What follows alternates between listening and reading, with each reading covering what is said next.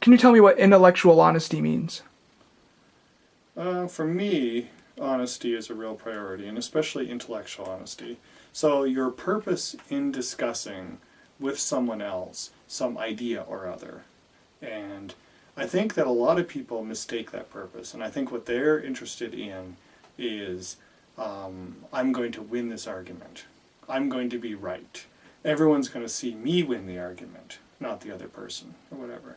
And you'll get some people, and especially guys will do this, where you'll begin to say what you're going to say, and they will interrupt you by just speaking loudly. And so they'll say, well, the thing that... And then when you quiet down, they go back to a normal tone because they've shut you up. And those people, of course, you can't discuss with because they're not interested in what you have to say. They're interested in hearing their own voice. And so I think that the purpose of discussion is that the person lays out their ideas, you lay out your ideas, and then you look for some kind of mesh between them. If they make an argument that makes, and this is the kind of holy grail of discussions, is an argument that makes perfect sense to you, but you never thought of it before. And so you're like, wow, a whole piece of the world has opened up for me here. A little bit like when I was driving one time, and I was coming up on a flashing red, flashing yellow light. And I'm colorblind, so I didn't know there was a flashing red, flashing yellow. I just saw it was a flashing light. And so my friend said, you better slow down, it's a flashing red. And just the way he said that, red, not light. And so I was driving through and I said, is there more than one color of flashing light? And he said, well, yeah, it's flashing red and flashing yellow. I've been driving for 10 years. I had no idea that was the case. And so suddenly my world was different than the world it was before. Like something had changed. And that's what you're looking for in a discussion. So when someone comes to you and they say, you know, I was thinking the other day about, you know, what the purpose of existence might be, and I think it's this. And they lay it out for you. And they've thought about it, and they have a logical argument. And you listen to it, and you say, well, there's a flaw in your argument, and it's this. And then you tell them what the flaw is, and they, okay, yeah, I can see that. But what if I change it this way? Does that make more sense? And you're like, yeah, because my argument was this, and from what you say, it invalidates what I was thinking. So therefore, let's put these ideas together and come up with the best idea of all. Or let's say your ideas are utter garbage and aren't very well thought out, and I won't bother incorporating them into what I think. So what you're seeking for is you're seeking for the best idea, and you should be disinterested in this.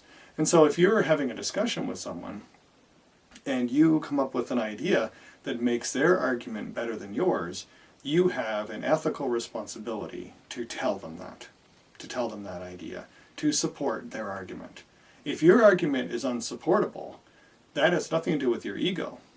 That has to do with a truth problem.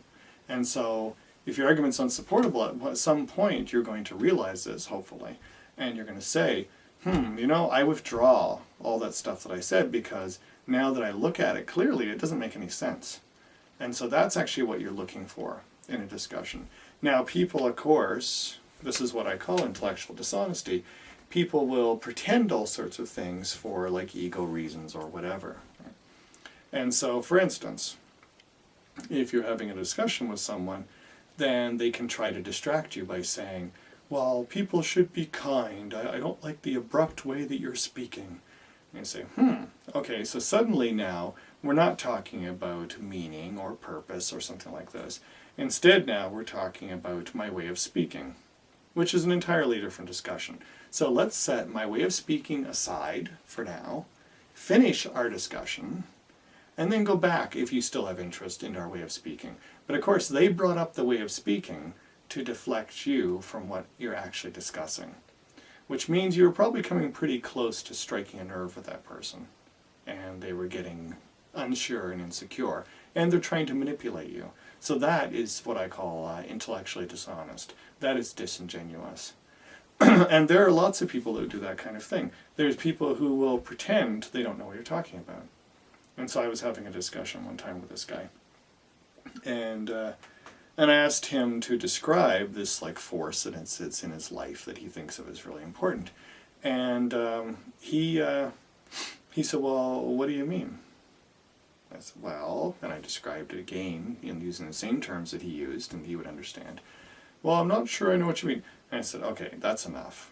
Like, you know what I mean, you know what I'm talking about, and now you're playing games because you don't want to talk about it. So if you don't want to talk about something, you just say, I don't want to discuss this. I don't want to discuss this with you. I don't want to discuss this right now. I'm not interested in this topic anyway.